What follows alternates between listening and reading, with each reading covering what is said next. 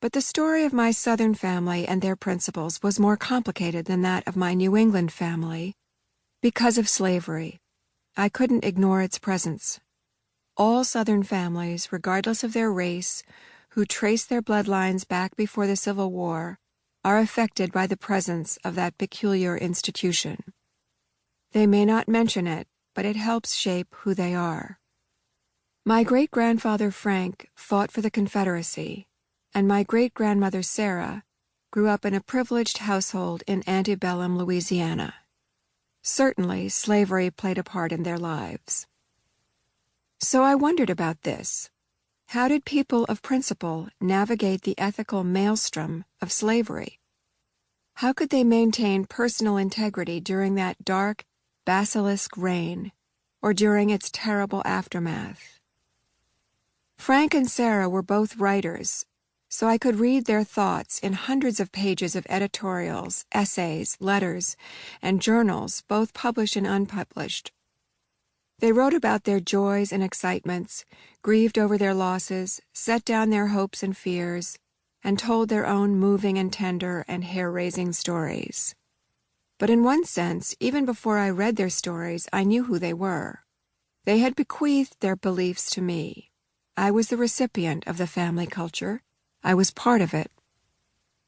I wanted to learn more. I wanted to learn how they had maintained the code of honor of my Welsh ancestors. I wanted to learn and tell their story, a modern version of the one my family had been telling for 700 years, how we had climbed up into the steepest, most inaccessible mountain heights rather than give up our principles, if we had. Here is that version. All the facts in it are true as far as I could determine. All the letters and diary entries are real, as are all the other published sources. As a biographer, I hewed to the facts, even when they made me uncomfortable. The language, words, and attitudes are drawn from published and unpublished material. These are sometimes shockingly racist, reflecting the reality of those shockingly racist times.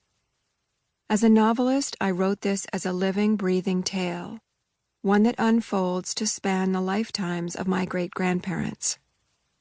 Frank Dawson was born in England, and Sarah Dawson died in France, but they are both buried in Charleston, South Carolina, where they spent their happiest years together. Part 1. 1. March 12, 1889, Charleston, South Carolina. He wakes as he is falling. He feels himself plunging into space, a great wheeling emptiness below. He's been on the edge of a cliff, grappling with a man trying to shoot him. Dawson grabs him, wrestling for the gun, but he wrenches away, pulling Dawson off balance. The man presses the gun against Dawson's chest. He hears the great enveloping sound of the shot. Then he feels the sickening shift beneath his feet as he loses his grip on the world.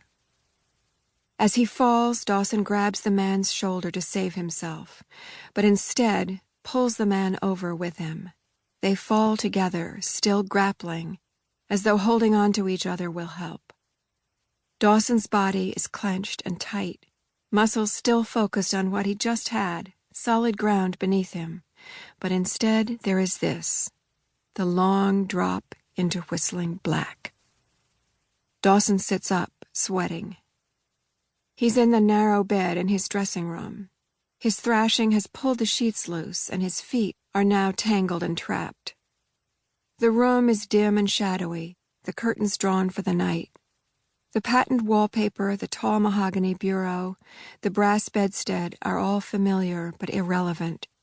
He's still in his nightmare, heart hammering. He still feels the terror of pitching into space, the body's last clenching try at holding on to life. He still feels the man's coarse sleeve in his grasp, smells his sour rankness.